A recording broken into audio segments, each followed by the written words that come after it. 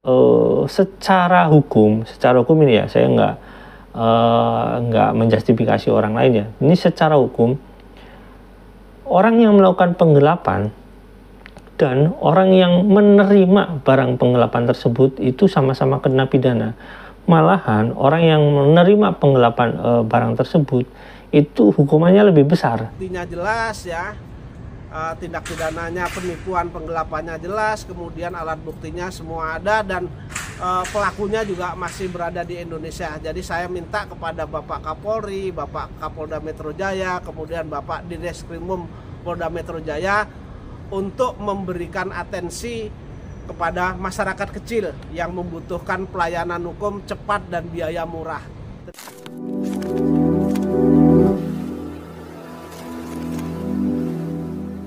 Assalamualaikum warahmatullahi wabarakatuh. Welcome back to my channel Detektif D.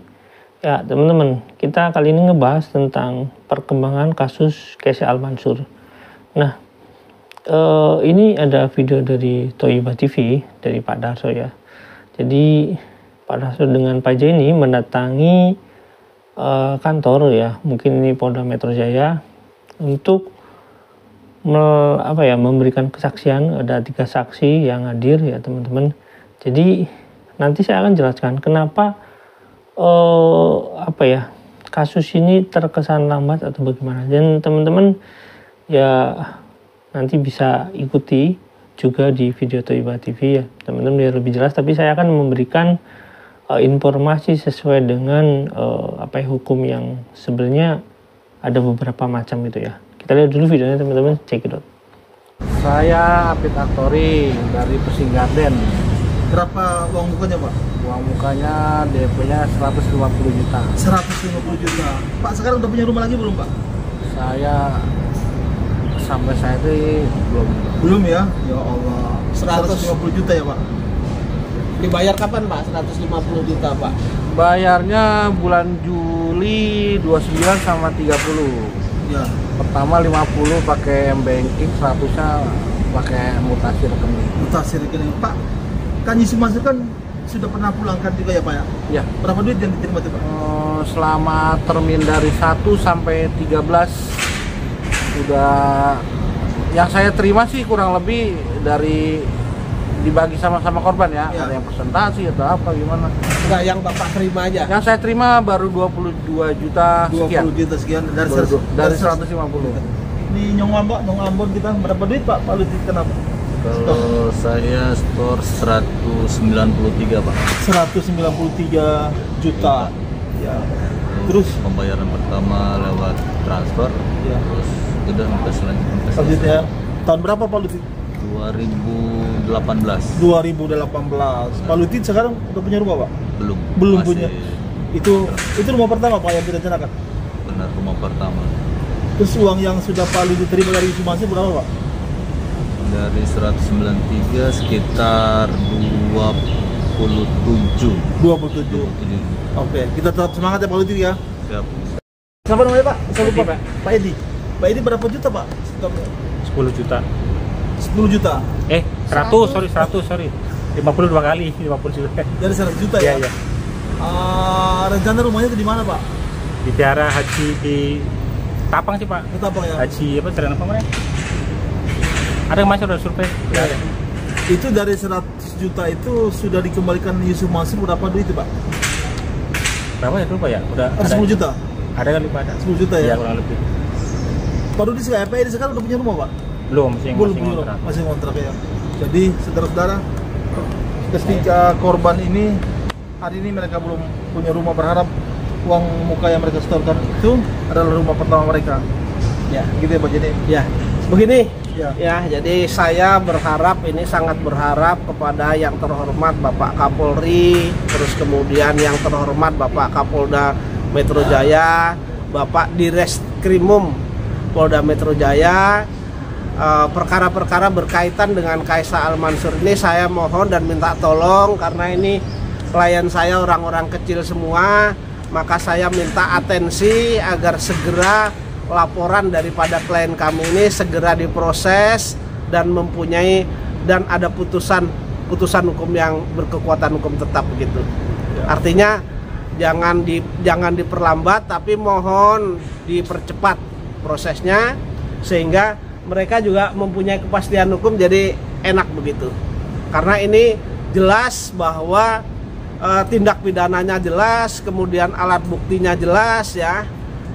Tindak pidananya penipuan, penggelapannya jelas, kemudian alat buktinya semua ada, dan pelakunya juga masih berada di Indonesia. Jadi saya minta kepada Bapak Kapolri, Bapak Kapolda Metro Jaya, kemudian Bapak Direskrimum Polda Metro Jaya untuk memberikan atensi kepada masyarakat kecil yang membutuhkan pelayanan hukum cepat dan biaya murah.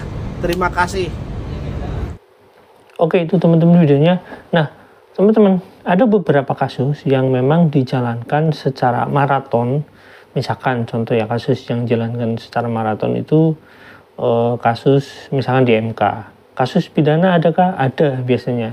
Biasanya kasus yang berkaitan dengan civil society atau misalkan kasus-kasus besar yang memang dibutuhkan kecepatan itu biasanya maraton. Tapi kalau kasus ini kan kasusnya ini kan aduan ya. Jadi kasus pidana tapi deliknya delik aduan. Jadi delik aduan itu bukan delik serta-merta atau delik umum atau yang biasa dikatakan ini pidana biasa gitu ya. Jadi pidana biasa atau delik umum itu atau tindakan kriminal biasa itu seperti misalkan mencuri yang ditangkap tangan gitu ya. Atau misalkan kasus pembunuhan yang ditangkap gitu. Biasanya itu delik ya umum, delik biasa. Tapi kalau delik aduan itu ada beberapa hal yang bisa dilakukan sebenarnya, baik itu oleh penggugat atau misalkan pelapor maupun biasanya di sini ya yang terlapor itu biasanya mereka juga bisa melakukan upaya sebenarnya. Jadi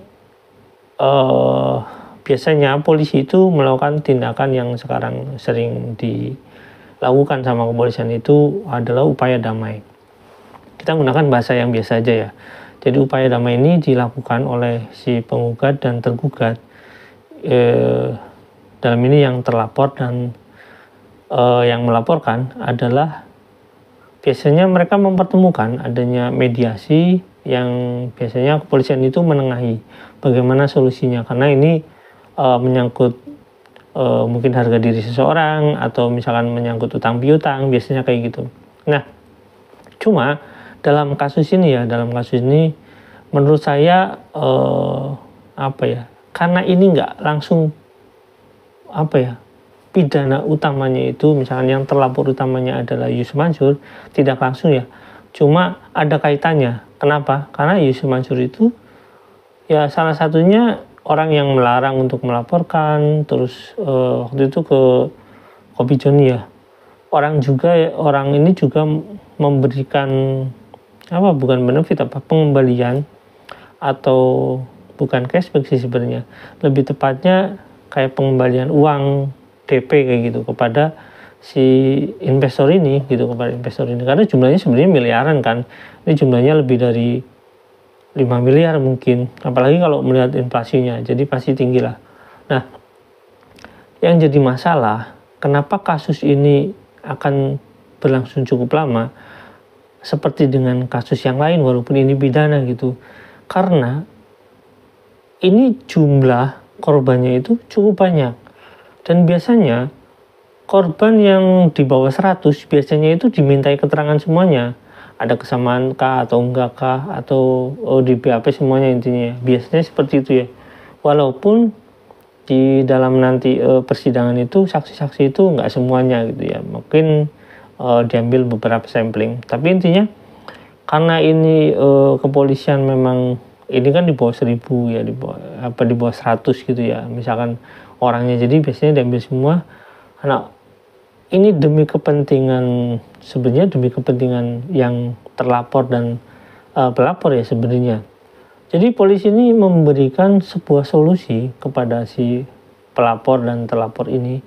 Bagaimana kalau misalkan, biasanya polisi akan menawarkan seperti itu, kalau misalkan di sini ada damai gitu, sehingga tuntutannya bisa dicabut. Karena kalau kasus pidana yang ini delik aduan ya, jadi memang si pelapor ini bisa mencabut itu kalau misalkan hak-haknya sudah terpenuhi. Biasanya seperti itu. Nah, yang jadi masalah adalah orang ini sudah pasti melakukan tindak pidana, sudah pasti melakukan penggelapan ya. Orang ini nggak ada gitu, orang ini kabur. Apakah lantas nanti kalau misalkan ditangkap sama kepolisian itu si orang ini akan damai? Tentu saja itu nggak bisa ya teman-teman. Jadi gini, kalau orang ini ada, misalnya Yusuf Mansur ini ada, Yusuf Mansur yang tersangkut gitu ya, biasanya polisi akan memberikan semacam ya polisi jadi juru damai lah. Jadi akan memberikan alternatif bagaimana, atau misalkan solusinya bagaimana. Biasanya kayak gitulah, atau misalkan dicicil atau bagaimana, biasanya seperti itu, atau misalkan diganti aset. Jadi pilihannya cukup banyak gitu ya. Cuma kalau dalam kasus si Arab ini kabur, itu salah satu kenapa tidak bisa dilakukan perdamaian itu karena ketika ditangkap posisinya adalah orang ini sudah dianggap tidak kooperatif, seperti itu. Kenapa kalau misalkan itu sudah dinyatakan bahwasanya kasus ini adalah kasus pidana dan ini masuk ke penyidikan ya teman-teman. Penyelidikan beda ya. Kalau masih dalam tahapan saksi-saksi atau misalkan BAP saksi-saksi ini masih proses penyelidikan. Jadi nanti ada proses penyelidikan, ada proses penyidikan. Nah, nanti setelah selesai proses penyelidikannya, setelah BAP para saksi ini termasuk korban ya. Jadi kalau saya bilang saksi ya bukan cuma sekedar tetangganya, tapi memang saksi korban. Jadi kalau misalkan sudah selesai penyelesaian penyidikan saksi korban ini, maka masuk ke penyidikan. Nah, di penyidikan itu nggak bisa kalau misalkan orangnya sudah nggak kooperatif. Jadi orang ini akan ditangkap, akan disidangkan gitu. Jadi nggak bisa. Nah, apakah kasus pidana ini akan menghilangkan kasus keperdatannya? Enggak. Jadi kasus keperdatannya itu tidak akan hilang selama kasus perdatanya belum mencapai titik ingkrah. Itu berarti kasus keperdatannya masih bisa dilakukan. Nah, cuma apakah kasus keperdatannya ini akan menjadi benefit buat para korban? Mengingat ya kita tahu kalau kasus keperdataan itu bisa sampai 3 tahun gitu. Apalagi kalau misalkan kasusnya ini orang banyak, biasanya mereka akan jenuh terlebih dahulu sehingga orang yang melakukan penggugatan ya ke pengadilan itu biasanya mereka malas. Nah, solusinya biasanya kepolisian itu akan menyita barang-barang atau misalkan aset-aset atau misalkan uang yang dimiliki sama si Arab ini. Dan orang yang terlibat dalam kasus ini, misalkan ini, Yusuf Mansur terbukti menerima uang dari Arab ini sekian miliar gitu.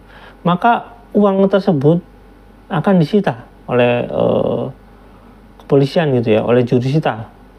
Nah, nanti ngambilnya dari mana? Ya bisa dari uang Yusuf Mansur itu secara cash atau mengambil dari barang pribadi Yusuf Mansur yang lain gitu, aset pribadi Yusuf Mansur yang lain, misalkan seperti mobil dan lain-lain.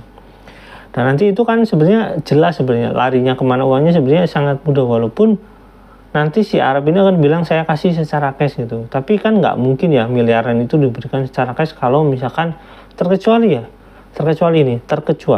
memang uang miliaran itu, misalkan uang senilai 5 miliar itu diberikan secara cash oleh Arab, terus sama Yusuf Mansur digunakan untuk membeli klub bola, atau misalkan contohnya, atau misalkan sama Yusuf Mansur dibeli untuk mensponsori klub bola, atau digunakan untuk membeli saham-saham perusahaan-perusahaan gitu ya.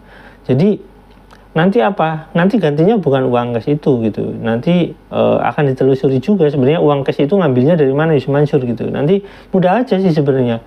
Kalau misalnya si Arab ini bilang saya pernah ngasih uang sekian dan ada berita pada saat itu Yusuf Mansur membeli mensponsori klub bola. Nah, nanti akan ditelusuri nih. Yusuf Mansur uangnya dari mana? Tiba-tiba punya uang segitu. Nah, nanti akan disimpulkan ternyata uangnya dari ini gitu ya. Jadi kalau misalkan seperti itu, nanti terbukti Yusuf Mansur bersalah. Apakah Yusuf Mansur kena pidana?